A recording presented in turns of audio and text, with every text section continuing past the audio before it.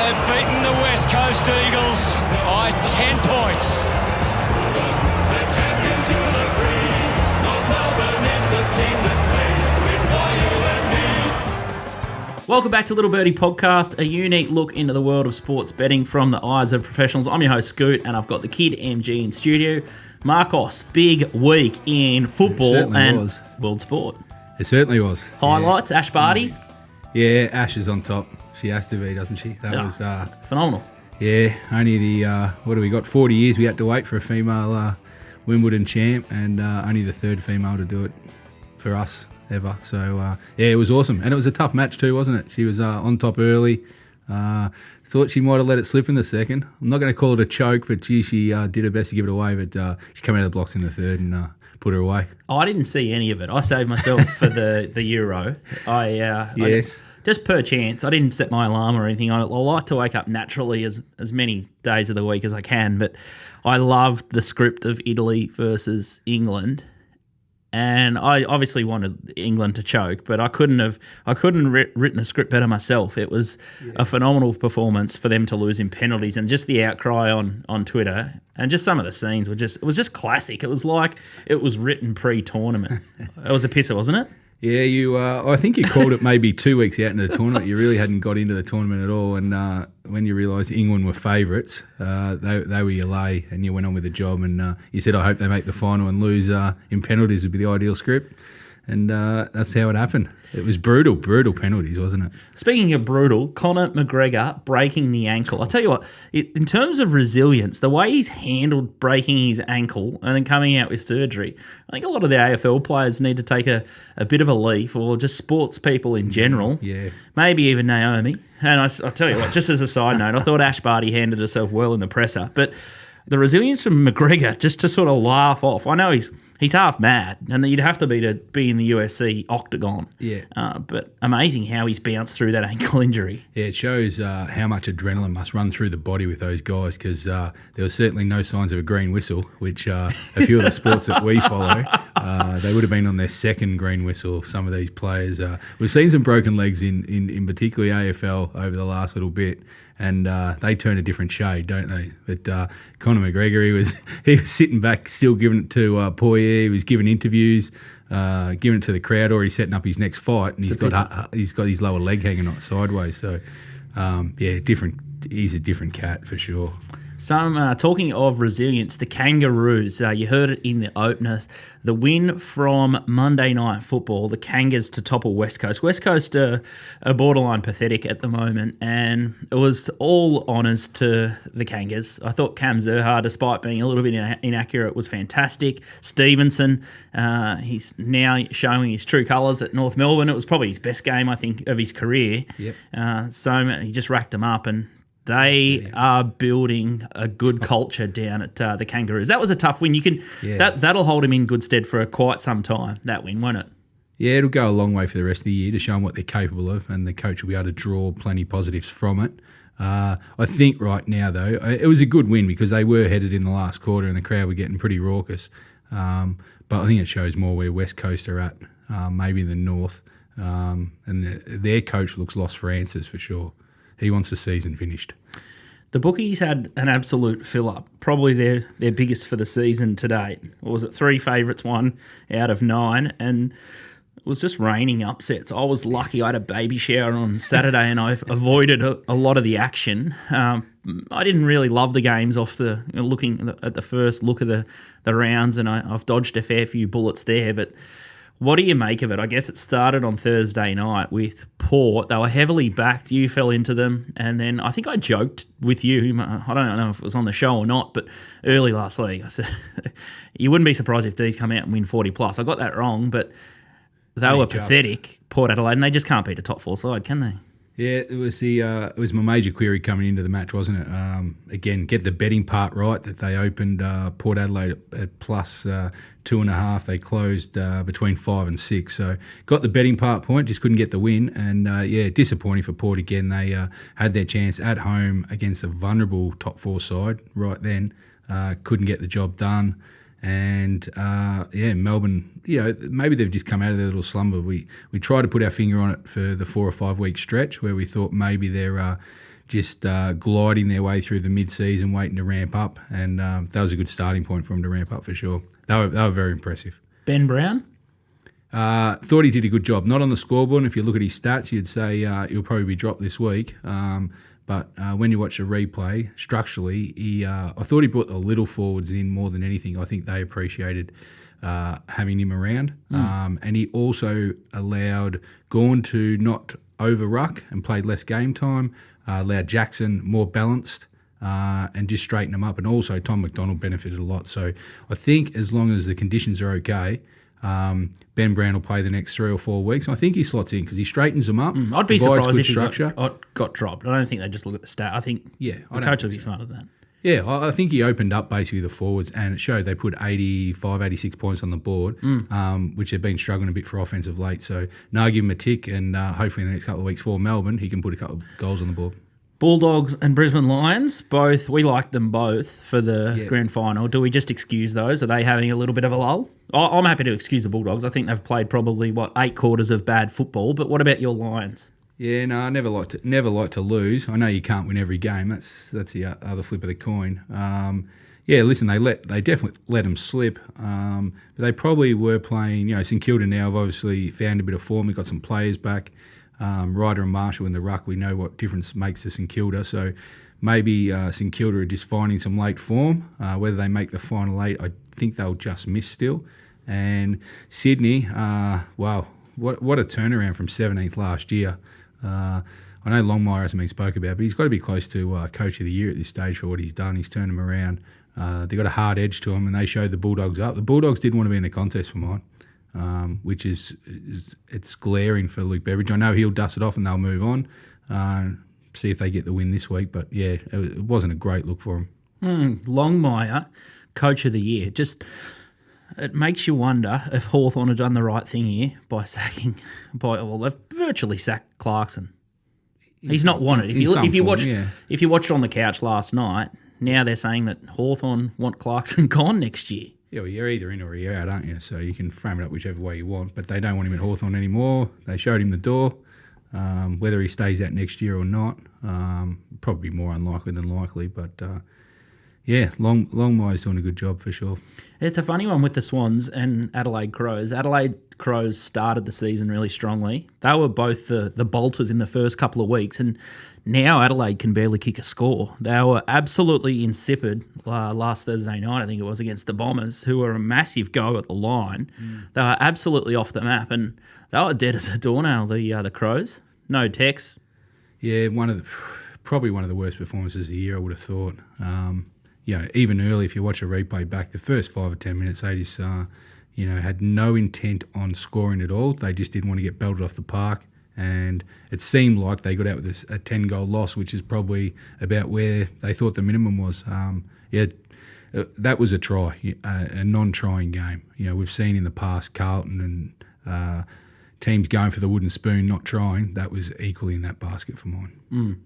Let's have a look at the bookie wrap from the weekend, and let's see how much money they really did win. The bookmakers Australia-wide, around at 17, it was 3 out of 9 favourites at 33%. The line was 3 out of 9 as well, and the total's 3 out of 9. And for the season, favourites are striking at 96 out of 144 at 67%. The line, 67 and 144. And then the total overs, 70 after 144, so that 49% there. The scoring has completely dried up, and it was funny, I tweeted out, it must have been Friday night, I'm not really sure, it's a bit of a blur, but after the Essendon Adelaide game, I was ranting a little bit given the stand of the match, and poor old Nicky Noonan from our racing show, and he went to the game, and lots of my mates went in the Medallion Club, they're all big Essendon supporters, and I dodged a massive bullet by not going to the Friday night fixture, but I said how bad the game was, and then I think I was proven right for the next couple of days. It was an absolute nightmare, all of it, wasn't it? Yeah, they set the tone. I think the AFL, certainly for the Friday night game you're talking about, the Essendon Adelaide, they should have given everyone their money back and probably put on free beers from half time, just to compensate the people's efforts in going, because it was a disgraceful game of football, wasn't it? It was really, really low end. Unwatchable. Not AFL standard in any aspect. And yeah, disappointing for Adelaide. And Essendon are trying to build. They got the win and everything like that. But geez, their performance want to go up a couple of notches to make finals as well. Let's have a look at where the money went in the hits and misses here. Port Adelaide with a big mover, 2.5 to 5.5. And the D's absolutely dismantled them by 31 points. The total, it was a big go, the under, 150.5 to 145.5. It was a hit. Essendon were probably one of the biggest goes of the week, 20.5 to 25.5. They smashed them, 63-point win. Fremantle, 2.5 to 9.5, 62-point winners against my Hawks down at Tassie. That was an embarrassing outfit, Hawthorn. That was awful performance. Carlton, the total, 163.5 to 155.5. That was a hit. The Richmond total, 151.5 to 146. That was a miss. And the West Coast money was staggering too, 22.5 to 29.5. And the Kangas got that upset. Incredible, some of those betting moves, but it was a really super tricky round. Really strange Monday night game with West Coast. The total kept falling out of the sky because the rain forecast. Yet the line went from 22 to 29, and I just couldn't work. It even touched 30 at one stage, so I just couldn't work out how pretty much it could go both ways. West Coast winning by more than 30 and also covering the total of 138, which it closed. So, it was the scoring third week in a row. It's been it's really dried up. We've had 3 totals out of 9 only go over the last 3 weeks, and also the accuracy is below 50% the last 3 weeks. So both the kicking for goal and just the general scoring has been very poor. All right, let's talk about sting of the tail, and this is what we'll talk about the state of the game. OB, he was on the Little Birdie podcast at the end of last year, and he sort of started to rib me and on Twitter, and he basically said that it's not the AFL's fault, it's the coach's fault and the way that the coaches are coaching the game. And I said, well, the AFL's new rules that they've implemented, not many have worked. The kick-out work is one that we'd probably agree works, and the 666 rule, but everything else that they've tried to speed up the game hasn't worked. And it's funny because in the VFL game, there was Richmond versus Collingwood in the VFL game. I think it was on Sunday. It was a free-to-air game on Channel 7, but it was more free-flowing and high-scoring and probably a better standard than, I'd say, 90% of the AFL from last weekend. But out of the last 3 rounds, how many decent games and watchable games of footy have there been? Like, you and I have traded. I traded footy for 7 years for Alan Scander. You've been working in AFL and sports trading for 20 plus years. Since I was a teenager. Yeah, well, since you were a teenager. Like, it's like you can call us negative, but we'll just tell the truth and say it how it is. The game is absolutely cactus. Yeah, it's not. This is not us AFL bashing at all. This is just. I still love the game. Yeah, 100%. We watch every. Every game. We watch every game and the replays. We watch painfully. The replays. So we have to endure the pain twice. Whereas some people just watch one game, or they watch one or two, or they watch the minis and they go, "Oh, it's not a bad game because it was a close finish." Well, reason why half of them are close finishes is because they're 60 to 50 in scoring. So it's very hard to get a lopsided game. But yeah, when you say how many good games in the last 3 weeks, I say there's 4. I say in round 15 there was 2 decent games. There was 0 in round 16, and I reckon there was 2 good games last week. And the North Melbourne West Coast was a good last quarter. And that was in insipid conditions. You could probably in the worst of the conditions. And then the other close game was the GWS and Gold Coast Suns, and they were entitled. That was probably the first time I can remember for quite some time that the wind had a dominant effect on a game. It was probably a 3-goal or 4-goal, perhaps wind. Yeah, we gave that. I mean, you don't count that in your assessments, I guess. You've got to give it just move on. The West Coast game obviously had weather for some part of it as well, and the wind game. So you take those 2 out of it. But you're just talking about games that are played, at the Dome or the MCG. We're on pretty much hard decks, in perfect conditions. And, the average scoring's around the 10, 11 goals for each team. So it's really dropped off the scoring. And I saw a stat the other day that the way the AFL's trending right now, it'll be the lowest scoring in 5 decades. That's how bad it's got. In perfect conditions, on perfect grounds, and 95% of it's just... Yeah, so far this winter, overall, we had not had that many weather-affected games. So, the AFL won't be able to use that as an excuse. So what happens? I just think, and we can't even blame it on the stretch of resources. With the players, with the 18 teams, it seems that teams used to be measured. We'll go from, say, the 2000s. Most teams, when you measure good teams, you always look at the bottom 6 and then their next 6 up for injuries. Now, if you go through the list right now, people who watch AFL all the time be hard pressed to find most sides having good players outside their top 12. So, I think the bottom 6 has now become the bottom 10, and a lot of them is in bottom 12. Just not AFL standard. The skills, you could show highlights, literally hundreds of them from one round of football, and you could do it for every week this year, whether it's goal kicking, turnovers, simple handballs, the 1%ers. Supporters just shake their heads. You see the feedback. I know Twitter's not exactly the greatest forum, but at least everyone has, speaks their mind freely. And it's not just your own club or the club they're playing against. It's just AFL language in general that I would say a large portion or most of the AFL fans this year are just shattered by the way the game's gone.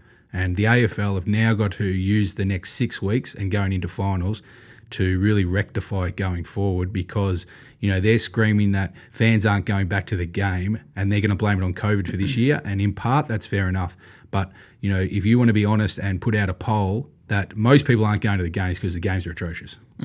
It seems like fatigue is the only way that the game opens up. Most sides try and zone and protect space across the ground, and then once the third quarter sort of kicks in, and especially in the last quarter, the floodgates open because the players are just out on their feet once they're sort of tapping out of their rotations or there's been an injury sub, and that's when the game opens up. You saw it, Collingwood kick, 44 points in the last quarter of the West Coast Kangaroos game. That's when the game finally opens up, and it's a trend that we've seen throughout the year. It's not until the second half of football that the game breaks open. So should the AFL be trying to encourage more fatigue in the game for it to open up? Are the rotations still a big problem?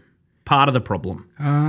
You can always look pro or con of it. I think the game, personally, of what I've seen, especially in the last, say, month, the games open up because all of a sudden teams want to win it and they're within striking range and they take it on.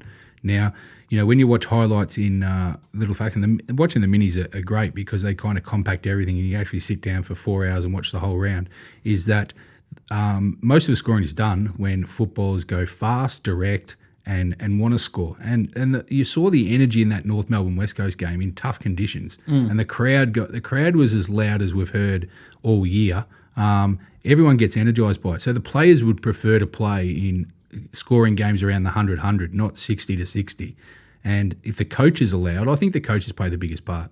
The player's natural instinct of playing football is not to mark the ball, go back slowly, and then pass it backwards or sideways. It's to get it going, moving to your mids, to your forwards, and try and score. It's the aim of the game. We're not playing soccer.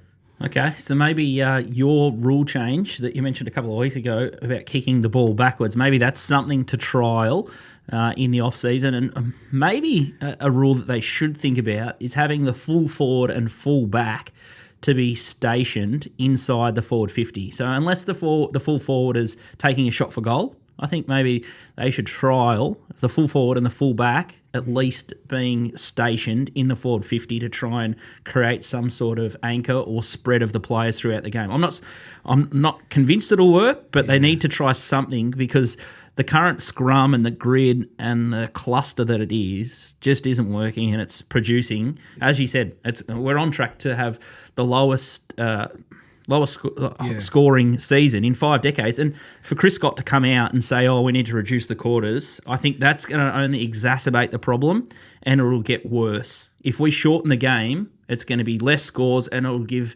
sides more time to be more defensive. Yeah, because it's less fatigue. Yeah.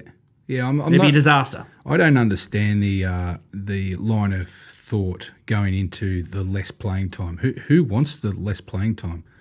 The fans certainly don't. No. If we could put out a poll. The AFL could put out a poll, and it wouldn't fall out of the 90% if fans actually want less game time. They want more scoring. So less game time will dry up the scoring even more, as you said, because of the fatigue. And I'm not sure why Scott's so, Well, he said he doesn't want to coach anymore. It's like he's disillusioned with the game anyway. He's as negative as I am, or worse. Well, I just don't understand why we need less game time. You know, if they say that, you know, he keeps talking about the duration of the game, you know, that, you know, the game didn't finish until 10:30 at night or something like that. Well, stop starting the games at 7:50 and start them at 7:20. Yeah. And why do we need 20 minutes for half time? You know, what's wrong with having 3 or 4 minutes for quarter time and three-quarter time, and 10 minutes maximum for half time, and then the game finishes earlier? And if we start at 7:20, everyone's in bed by 10 o'clock. If that's what, you know, if that's what the bedtime of Chris Scott and stuff is, I just think that leave it at 20 minutes, what it is, and actually, you know, Chris Scott's one of the main components of shutting games down and having less scoring. That's what he wants for his side.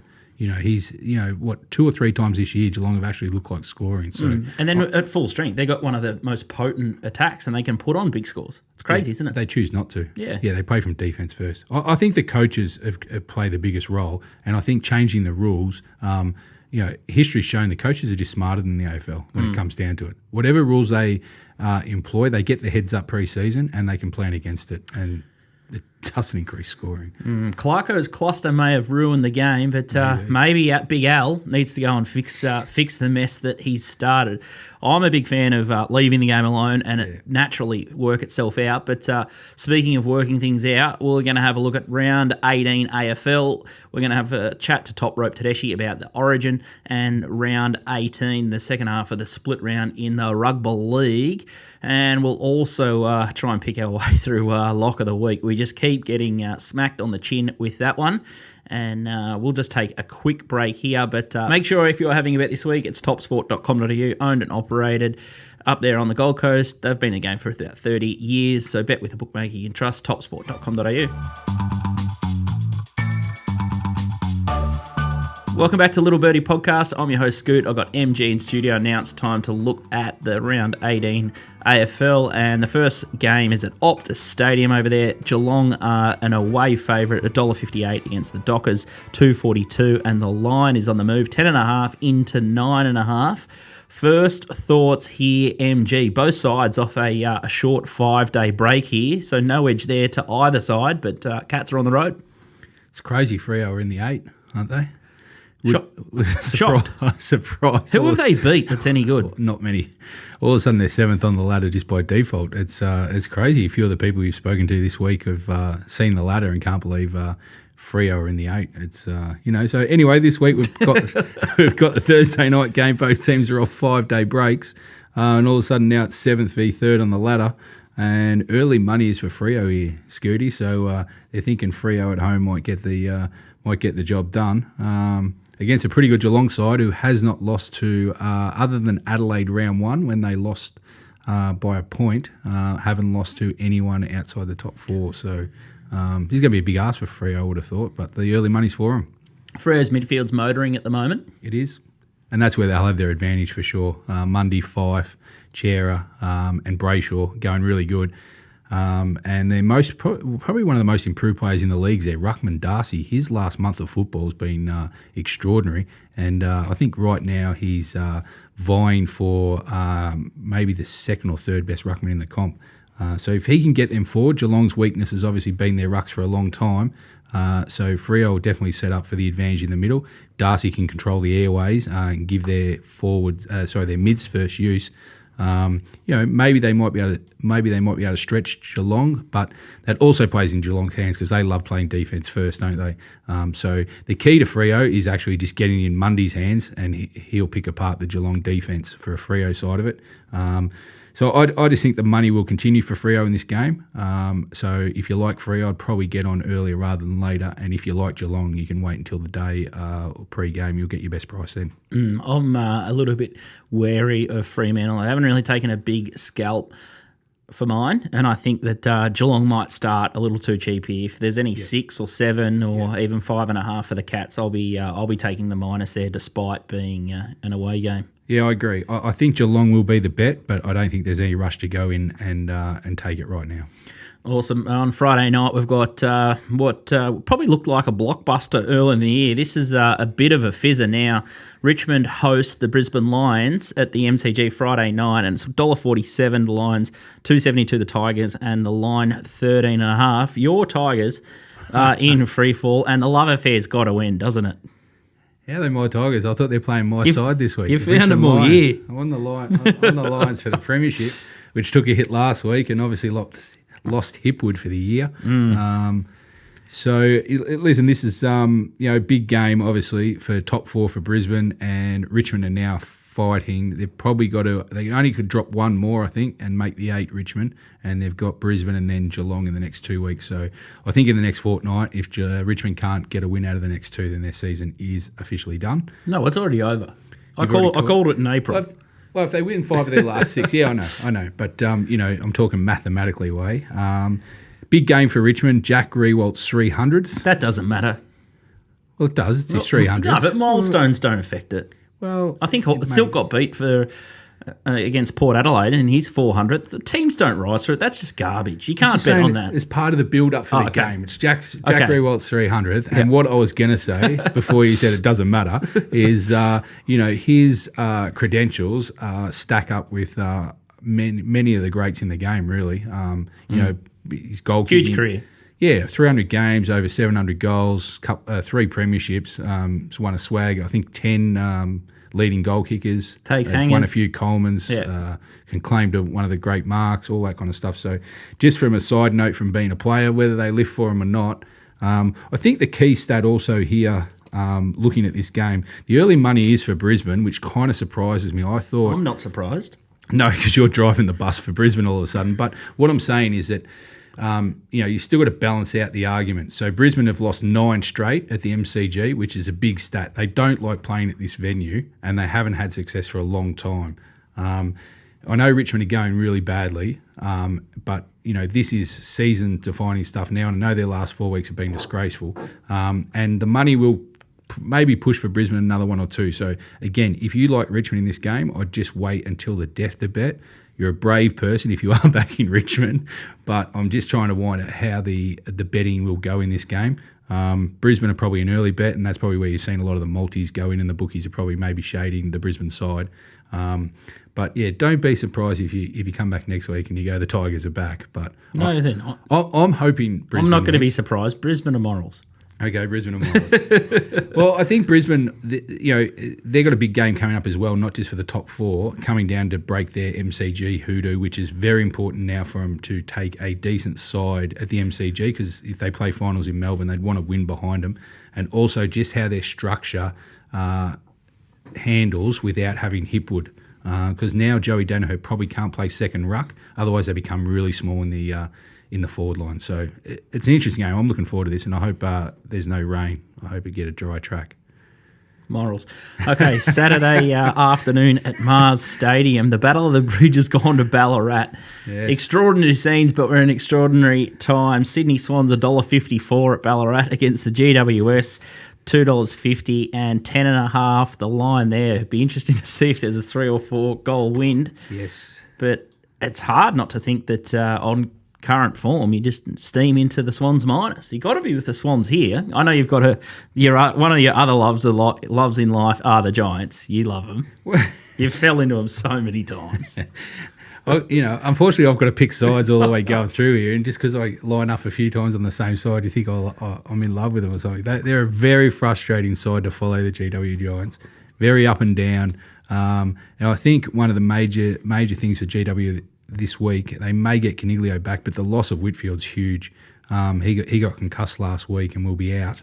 And just with his run and carry against the Swans to break the lines, I think he's a real important out for GWS. Yes, on form, Sydney will win this game, and they should win it comfortably. They were very good last week against the Bulldogs. Just on the positive for GWS, obviously they're fighting for their 8th spot as well. They need to take a scalp. They've been very up and down. But they do have the advantage of playing at Ballarat last week, and I think just going there in those conditions will give them some kind of edge where Sydney are first up. So like last week, it's very important to see which way the wind's blowing. You can get a real edge in betting with what happened last week, and it'll be interesting to see if the bookies are all over it this week with a very windy venue. So I think Sydney have a side, and there's already early money for them. But GWS, geez, they're a hard team to follow. Yeah, they're a disgrace. Yeah, if you back Sydney with Gutless. confidence, the Giants might nip you. They're almost as bad as West Coast, the Giants. They're in the same bracket, yes. Absolute egg cases. And your team, Richmond. Well, no, Richmond have just lost the hunger. Are you gone? Yeah, they can just absolutely, completely cactus. Another yo-yo side we're going to talk about here is the Saints and Power. Well, they're powder puff. They're flat track bullies, and they're playing the Saints at Marvel Stadium on Saturday night. And Power are $1.84 favourites here, $2 the Saints. The money has been for the Saints at the plus, now into 2.5 at topsport.com.au. I'm not sure how you bet into St Kilda games either. It just takes years off your life. It's been a tough year actually, hasn't it? Some of these sides you go through, the form's very up and down. St Kilda were dead and buried 3 weeks ago. Us included, were calling for Ratton's head. Very disappointing year. They finished 5th or 6th the year before. And most people would have had them in their top 6, I think. Well, they coughed up a massive lead against the Crows up in far north Queensland. Yeah. And now they're coming out and causing mad boilovers against one of the toughest hardball sides in the Lions last week. It just doesn't make any sense. Yeah, and they were brutal last week, weren't they? Their pressure was unbelievable. Yeah, they took it up to the Lions. One of the better performances for the year, I would have thought. Definitely St Kilda's best. And now they've got another tough opposition, I guess, in Port Adelaide. But, geez, I tell you what, Port Adelaide had everything going for them last week against Melbourne and just got torched again by a good side. But again, with Port Adelaide coming back, they just beat those sides below them. They've got an amazing record. They've been flat track bullies for the best part of 3 or 4 years under Hinkley. And, it's not a betting game for me because I do think that the market will trend towards St Kilda, and don't be surprised if it gets down to about pick 'em. Can't see St Kilda necessarily starting favourite, but I think, again, if you want to back St Kilda, I'd get on earlier rather than later. And Port Adelaide, I think you'll get your best price in the last hour or two of betting. But I think Port will get to a price here to bet if they get close down to pick 'em. I just think they're a better side against the weaker sides, and whether St Kilda can back up last week. But yeah, it's tough to trust either one of these teams. I'd prefer to stay out or play a total or find a different way to bet. Let's have a look at buy, hold, sell, and we'll get an update on Mark's expected wins here and how that has affected the premiership price. And we'll go from the top. Melbourne have got the most expected wins on 19, so they're 475 at TopSport for the premiership. Western Bulldogs 17, 460. Brisbane Lions 17 at 550. The Cats, 17 wins also at $5, and then that rounds out the top 4. And then finding out for the bottom 4 placings, according to you, is Port on 16 wins, $10. Sydney Swans, 16 wins, $12. West Coast Eagles, I'm not sure how you found that again, 12 wins, $51. And Bombers sneak into the 8 there, 11 wins at $67 to win the flag. So you finally dropped off Richmond, which is good news. St Kilda, you're saying, will struggle. GWS are gone, but you're a very hard marker against the Dockers. Yeah, well, I mean, you just go through and find, each match is just priced up still, and then what comes out in a person's model is what it is, and all favourites don't win. Clearly, we've seen that in the last couple of weeks. So there's only 1 or 2 wins, obviously, and a few of those sides do play each other. So, the projections can change quickly week to week. But, yeah, at this stage, that's what I'm going with. I know you don't have West Coast finishing there, but someone's got to finish 7th and 8th at this stage.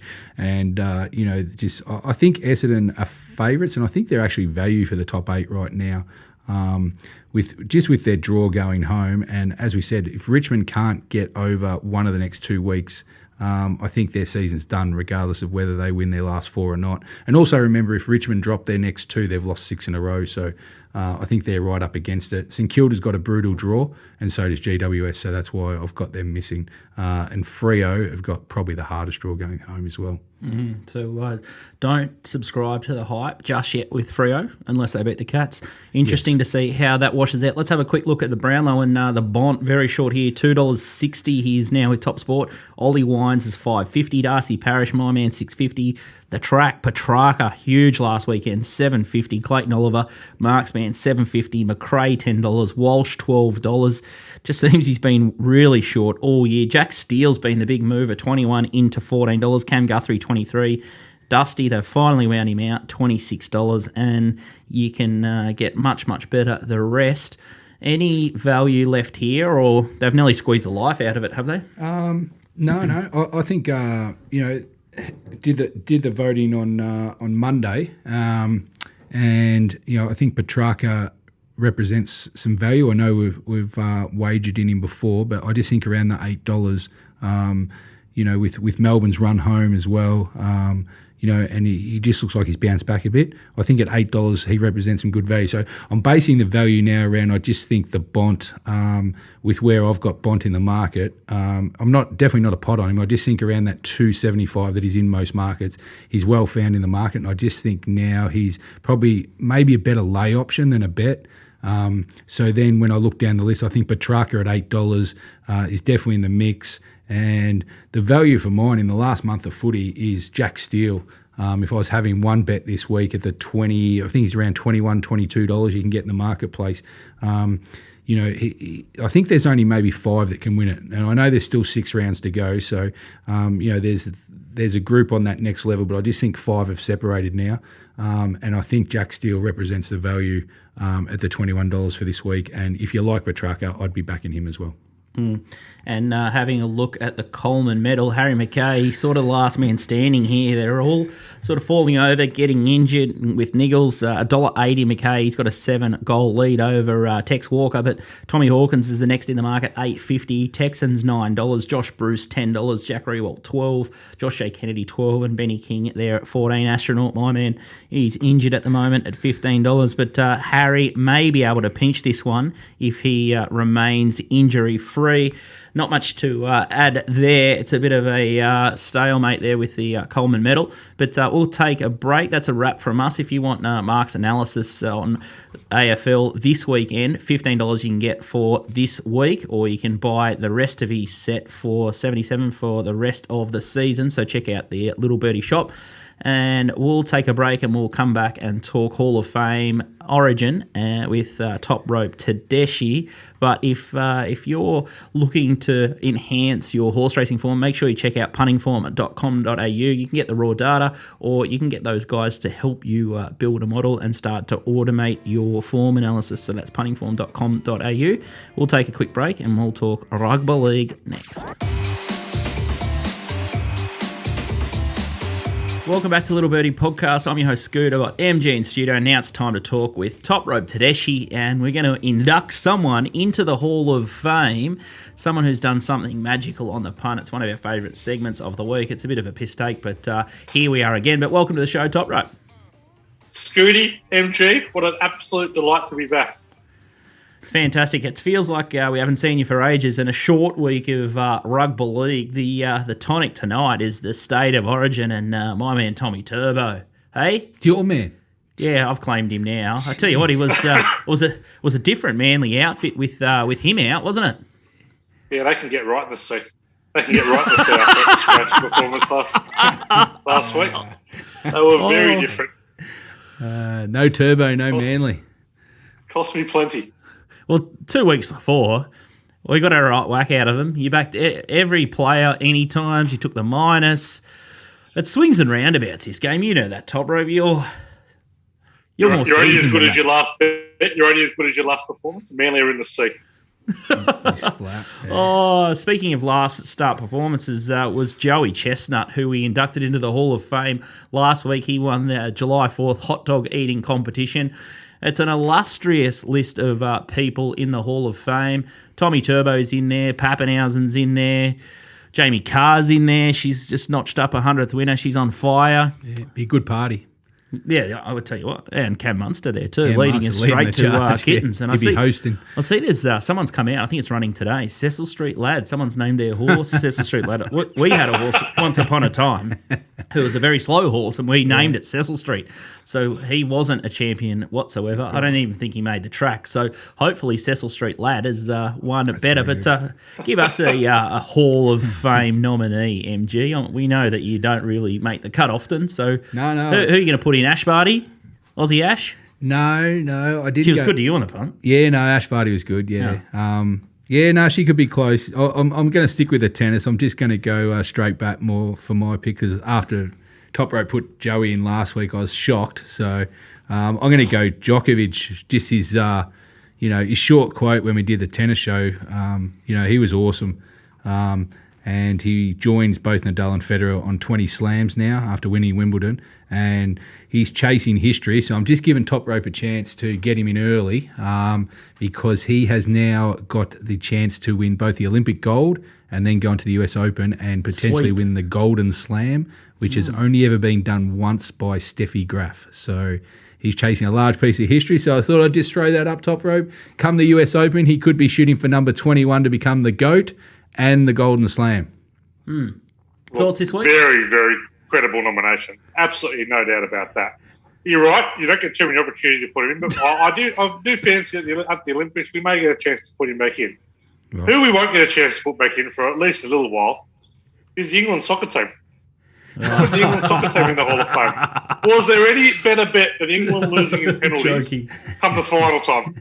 Absolute morale. England losing in penalties. I'll tell you what, if Italy were anything longer than $1 heading into a shootout, it was overs. And it was just something special. I know we all know a few Englishmen, and wasn't it just delightful? And they took the loss well though.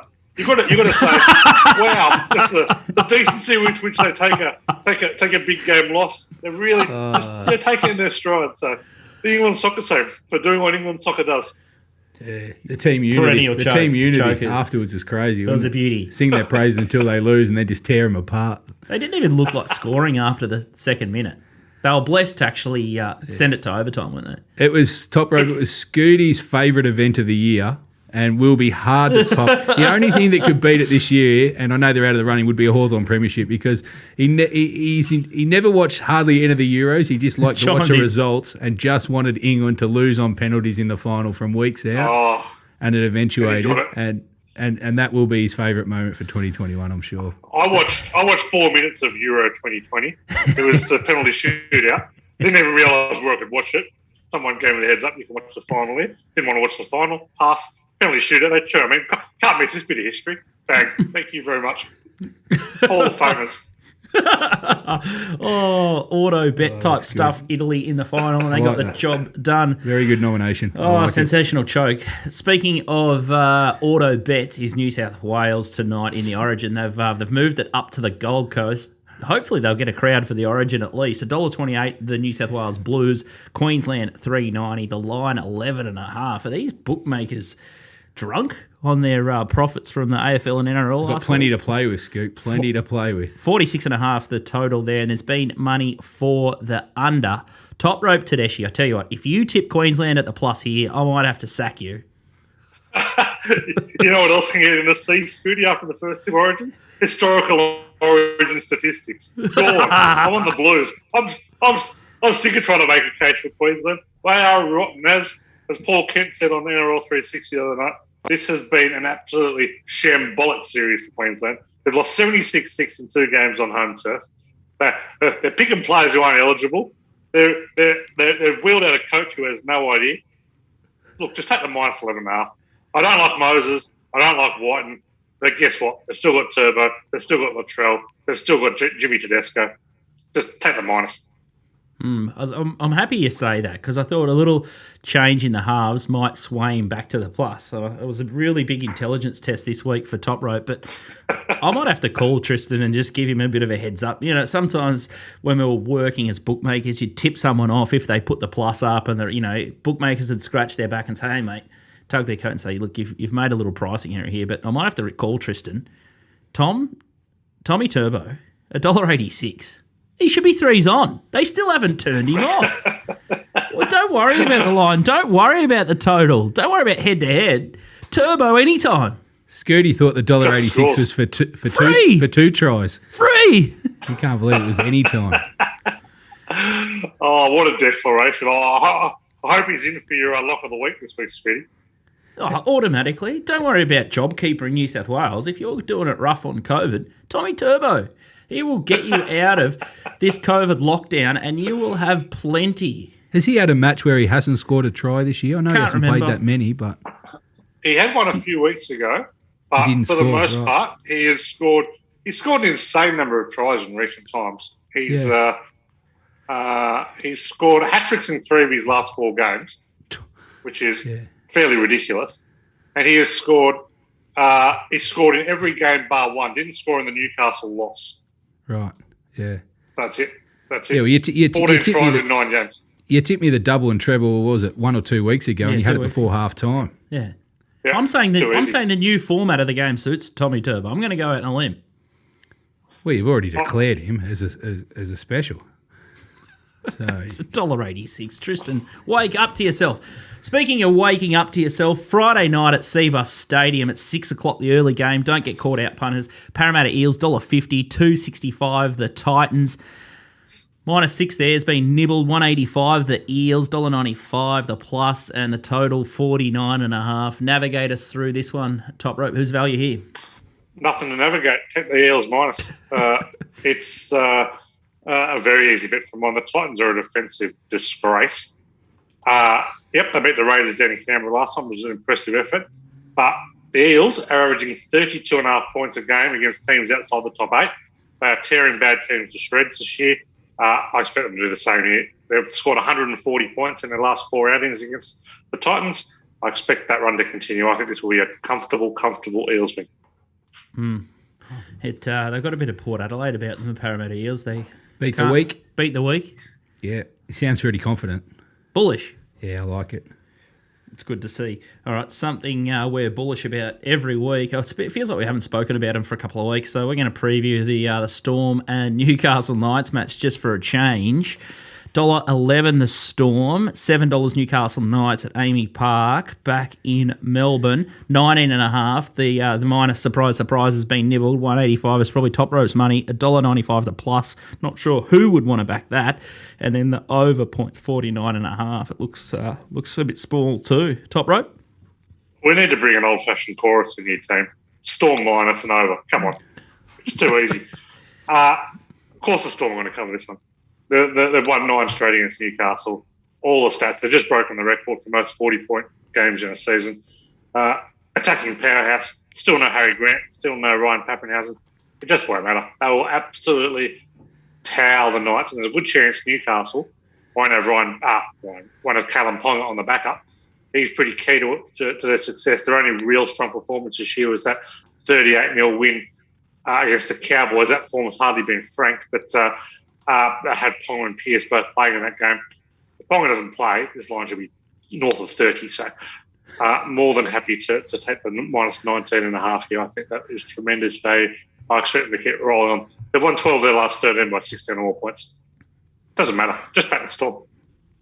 Sounds like you'll be cheering big numbers, I think. Yeah, I might have to have a little Tommy Turbo into the Storm minus double. Whenever Top Rope says should be 30, should be 30 points, it means scores 50. Gold-plated moral. 50 to 0 and stuff. He's always cheering the win by 40, win by 50. He's sweating it out. You've got to have a bit of Ric Flair. You've got to have a bit of Ric Flair on there.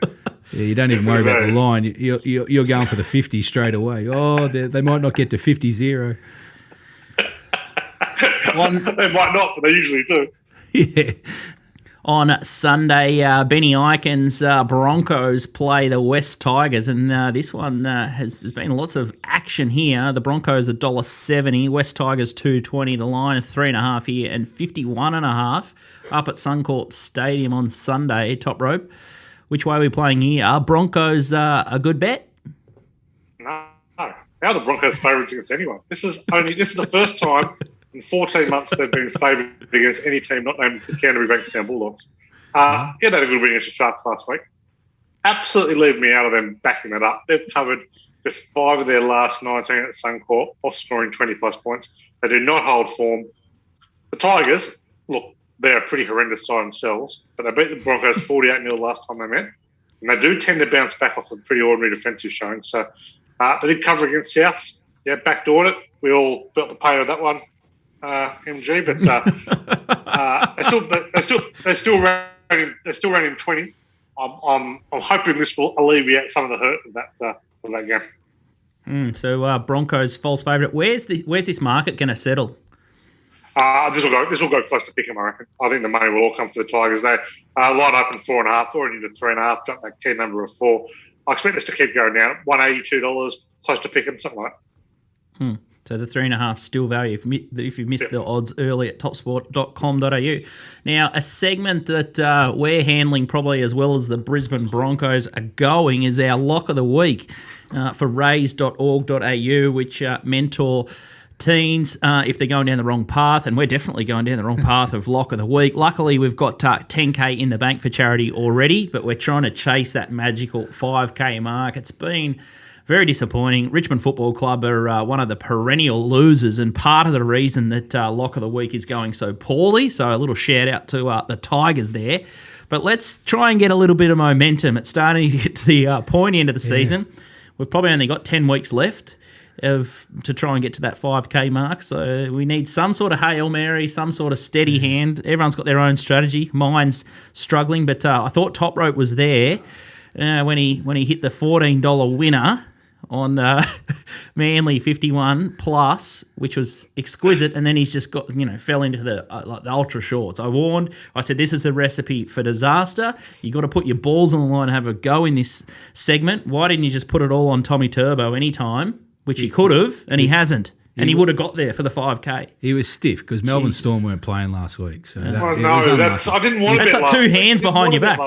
I know. Yeah, he should have almost had a week off. Had a week off and then Hindsight. just put it all on the Storm this week, and he would have been there. So All right, we'll save Top Rope for last, but MG, give us your $200 free bet to get to the magical 5K. You're back to square. We're all back to square. back to square. I'm trying to play the straight bat and build. It's not working at this stage, but all head-to-heads for me, treble this week. Geelong, Bulldogs and Essendon comes to $2.60 for my 200. So just a little treble and try and build with, what have we got, 6 weeks of the regular season left. We're going to try and use all of them to build your balance too. That's how weak you're betting. Okay, I'm going to be a bit more aggressive here. I'm going to try and get 1,000 in the kick. I'm going to take Tommy Turbo to score a try tonight in the Origin. I'm going to take Brizzy Lions to beat the hatless Richmond Tigers. The Western Bulldogs to dismantle the Gold Coast Suns. The D's will smash my Hawks. I'm silly enough to go and watch it in the rain. And then the Bombers are a good thing against the Kangas. The Kangas are back in form, but I don't like Kangas off a heavy deck, and I don't like them on the road trip back from West Coast. The boys would have been drunk for 2 days off that win, and rightly break. So. I would have done the same thing if I'd one like North Melbourne had, and it's been a bit of a drought, so they have to celebrate their win. So $5.07 for my 5-leg moral. So top rope, what do you got? I've got a fantastic bet in the Origin tonight. I'm going to double it into the Melbourne Storm ones. Latrell Mitchell, man of the match, $9.50. Wow. I'll tell you a little history of man of the match. Players don't win it twice in a series. There's been one player since 1988 who's won 2 in a series. Put a line through Tedeschi, put a line through Turbo. They always give it to someone in the final game who has had a good series. Latrell Mitchell has been the second best player on the field in game 1. Was the second best player and actually traded favourite when betting went down in game 2. If he has anywhere near a half-decent game tonight and New South Wales win, he'll be getting man of the match award. You can be sure of that. $9.50 into the good thing, the Storm. Minus 19.5. You get $17.58 for it. That'll take us up to about $3,600. And then I'll put it on a shorty and we're back to 200 in 2 weeks. The NRL love a rort, don't they? They can't even send out a genuine man of the match. It's got to be a build-up through a series now just to even it out. Well, they can't bet on the Dally M because they always leak the result. It's the hottest go. But that's New South Wales. They're all hot goes. Hey, let's get around the 950 into the Storm. Sounds like a fill-up. I tell you what, and just looking at the any times, Latrell Mitchell, 225. He has to score a try to get man of the match. So, yeah, a little bit of cream. What if he scores 2 tries? Is that enough for him to get player of the match? It'd be close, wouldn't it? 1 try and a couple of tackle breaks would be enough for him to get man of the match. Little charity medal for Latrell Mitchell. Sounds like a good way to go. So make sure you treat our locks of the week with trepidation because we're absolutely butchering it. Absolutely butchering the This is the time to get on. We're going to run hot late. It's going to turn. Yep. It's going to turn. Fantastic stuff. Hopefully we've found you an AFL, NRL winner and we've given you some insight into this week's Origin or tonight's Origin. Big thanks to you, Top Rope. It's been a pleasure yet again. And I can't wait to sink my teeth into the Open Championship. We've got some Bet Doctor this week. Yeah. The show goes on and the feast of sport continues, and it's probably the only thing keeping us going at the moment through COVID. But thanks, Top Rope. What an absolute delight. See you, boys. Yeah, mate. He loves betting, doesn't he? Yes. Outstanding stuff. All right. It's a bit of a wrap from us. Hopefully the punters can get back on the board. It wouldn't surprise me if the AFL favourites start to run really true this week, and let's get a bit of revenge on the bookies this week. I've had a gutful. Let's hope the right teams win. The right teams win. If Richmond bob up, I'll be absolutely sick. They'll kill my lock of the week, and they've just cost us a fortune all year. If you want to tune into us, you can find us on YouTube, Little Birdie TV, or you can head to the Apple Store, Spotify, SoundCloud. We're all over the shop there, and we'll be back next week for more Little Birdie podcasts. But make sure you check out our golf special this week and Bet Doctor if you're going to have a bet on the ponies. Thanks, guys.